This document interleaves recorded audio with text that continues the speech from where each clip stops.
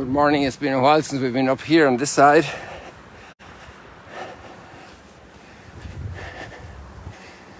And we're just entering the shortest daylight month in the northern hemisphere.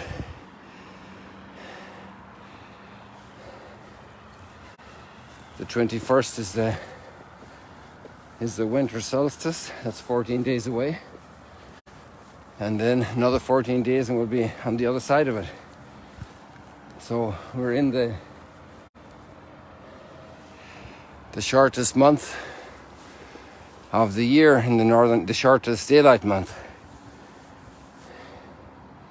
I want to take you down to see how they're working on preparing probably for the lane construction here at the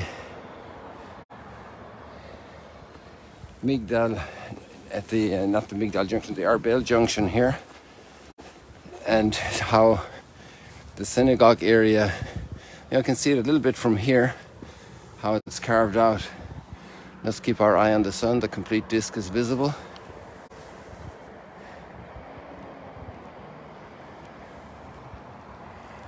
The screen is becoming resistant to me moving it, or at least I'm losing the knack of moving it.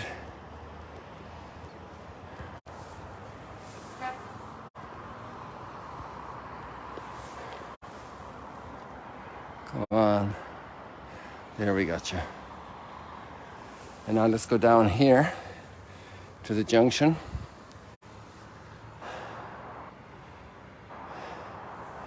And you can see a little fence around the synagogue site, which is being cordoned off to be respected as an archaeological treasure. This is where the second synagogue is, the second Magdala synagogue, inside this fence, this side of it.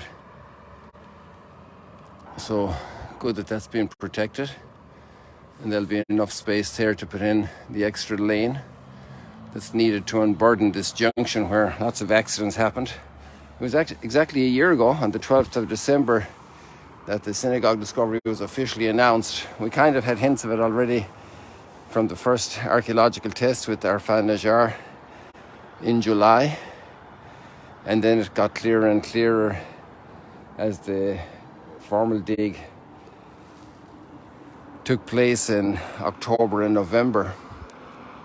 And as the dig progressed, it was clear there was a synagogue, but it takes time for the official announcement to be made when things are more asserted and discovered.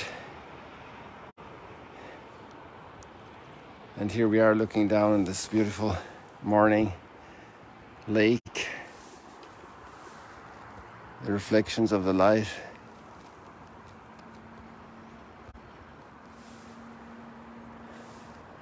Something magic about all this light.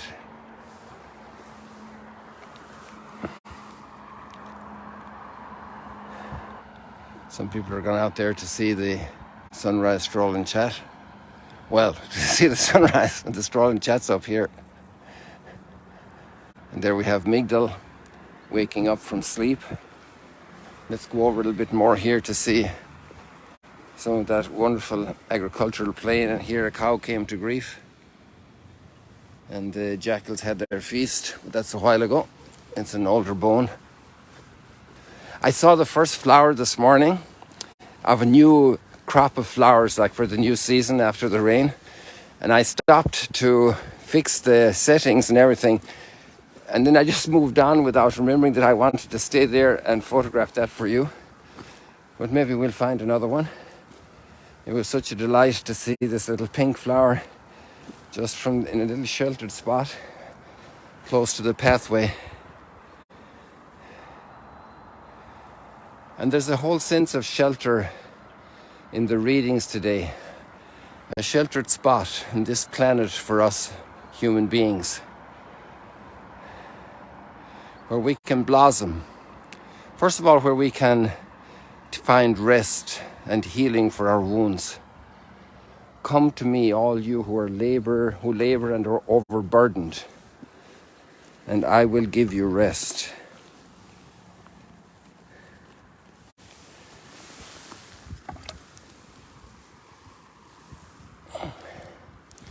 another cow. But this is also a bit older. I don't think it's one of the ones we have seen on our stroll and chat in the last 2.5 years.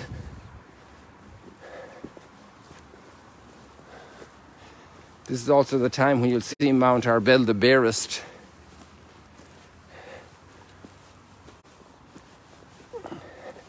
And you know that I'm going on retreat with our brother priest here for a good week, and then we have more days of community together. And then we'll be in Jerusalem and Bethlehem for Christmas Day, and return quickly afterwards, because we have a very wonderful program happening right away after Christmas here in Galilee. A very special pilgrimage. And we want to be here for that, to give support. Now we can see another view of the synagogue from here, the second synagogue. And this is a good place to see it because we have it completely lined up with our synagogue.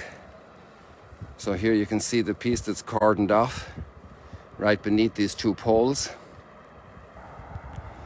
And then you can see our synagogue right over there under that lower roof in the corner of our guest house, the hotel, Magla Hotel. And here we have the other synagogue, about 160 meters apart. The only town in antiquity with two ancient synagogues.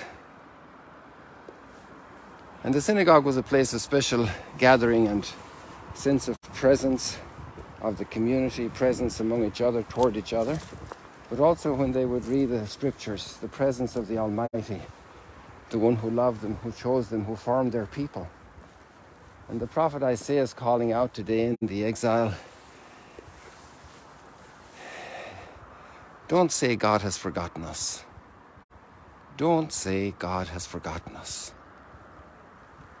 Don't say that God has left us out of the picture.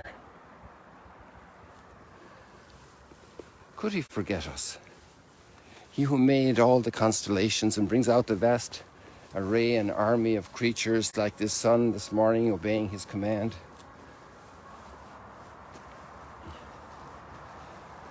Don't say God has forgotten us.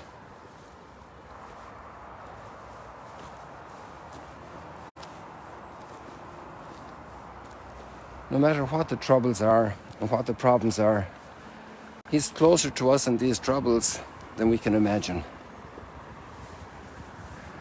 The winter is approaching, the leaves have fallen, life seems to have receded, we're in trouble. But actually, God has not forgotten us. He is closer to us than ever in our trials. And if we just read with Isaiah, he gives strength to the fainting, for the weak he makes vigor abound. There's a great discovery in our weakness, that his vigor abounds. Though young men faint and grow weary, they're the warriors, the strong ones, the muscle ones, the bodybuilders, the ones that charge around on power jet skis here on the Sea of Galilee, wanting faster and harder and louder and more energetic and more thrill. Though young men faint and grow weary, and youths stagger and fall, they that hope in the Lord will renew their strength. They will soar as with eagles' wings. How many eagles have soared up here over the millennia? In all the mountains of the world. They will soar up with eagles' wings. They will run and not grow weary. How we grow weary and exhausted. They will walk and not grow faint. When you faint, it's a bad moment. You're losing it. You're dropping out of consciousness. You're exhausted. There's nothing left. You're parched and hungry and have lost a lot of blood and consciousness and ability to defend yourself. But he has not forgotten us. He has not forgotten us.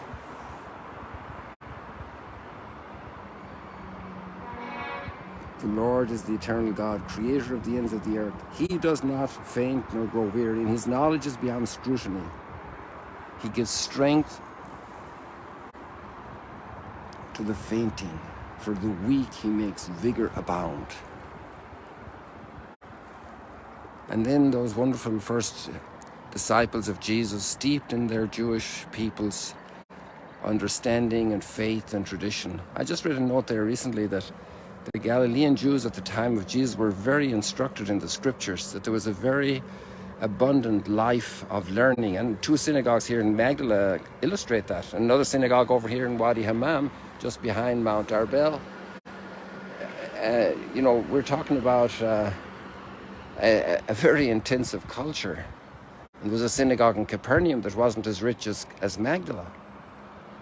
There was a very intense culture of study of Torah, familiarity with the Psalms. Let's go to Psalm 103.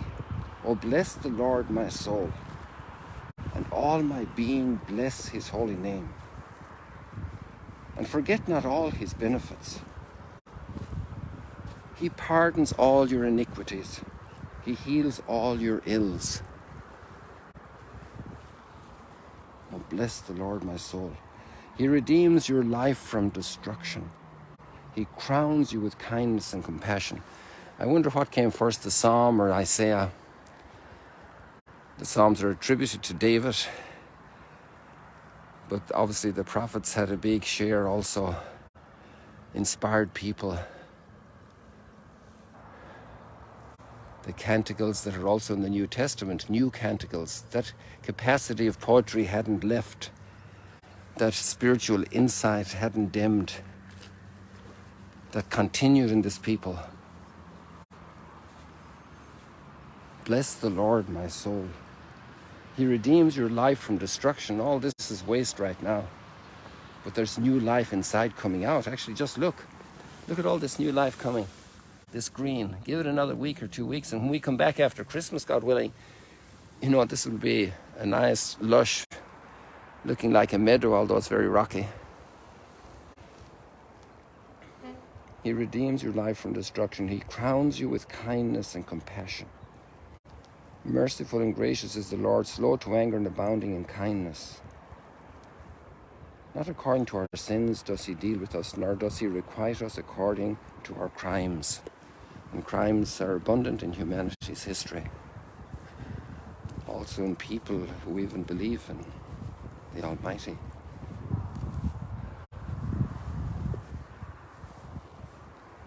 Oh, bless the Lord, my soul. And so this is a perfect entry into Matthew 11, the closing verses of the chapter, which is a chapter also that swings between arrogance and meekness. Come to me, all you who labor and are burdened, and I will give you rest.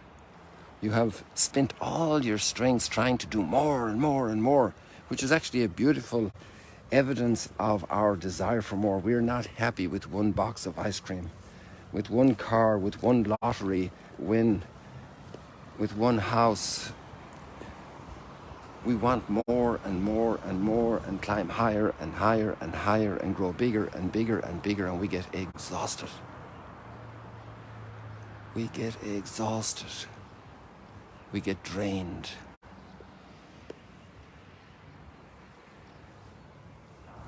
But that DNA is inside of us. We want a fullness. That's for which we are made. Take my yoke upon you and learn from me, for I am meek and humble of heart. The one who has not forgotten came and lived among us, first as an embryo in his mother's womb. And we are waiting to re-celebrate that moment of birth. And then as a little child, as a baby, as a child, as a teenager, as a tradesman, having immersed himself in that great culture that was available in Galilee, this intersection, this crossroads of peoples. But in him was hidden the great mystery, the fullness, for whom bends every knee on heaven and on earth. Come to me and you will find rest for yourselves, because you were made for this company. Let us not deprive ourselves of this company. Let's open our hearts for it more and more and more and more. People, thank you so much for joining us here in Mount Arbel.